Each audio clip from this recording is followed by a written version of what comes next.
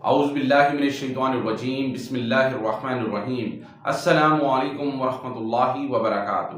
میرا نام ہے محمد سہیل اور آپ دیکھ رہے ہیں ہمارا یوٹیوب چینل شیخ لائف وظائف۔ آج میں آپ کے لیے 9 رمضان بدھ کے دن کا بڑا ہی کامیاب اور آزمودہ عمل لے کر حاضر ہوا ہوں۔ ہر سال 9 رمضان کو اس عمل کو، اس وظیفے کو کیا جاتا ہے، اور جو بھی شخص اس کو 9 رمضان کے دن کر لیتا ہے وہ شخص پورا سال مال و دولت سے تنگ نہیں ہو سکتا۔ یہ ایسا عمل ہے، یہ ایسا وظیفہ ہے، ہر سال لوگوں کو بتایا جاتا ہے، اور جو بھی شخص، جو بھی انسان اس عمل کو کرتا ہے پورا سال دولت کی کمی اس شخص کے پاس نہیں ہوتی۔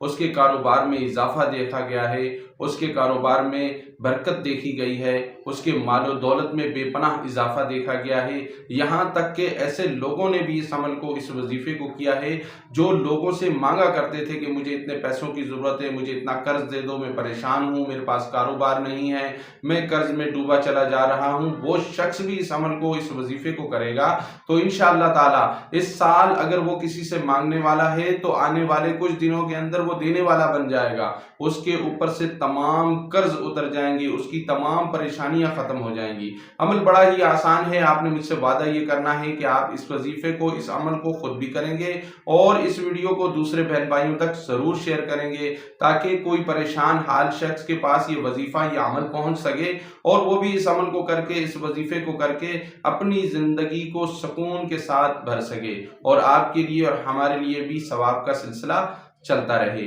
9 رمضان بدھ کے دن ظہر کی نماز کے بعد آپ نے اس عمل کو کرنا ہے۔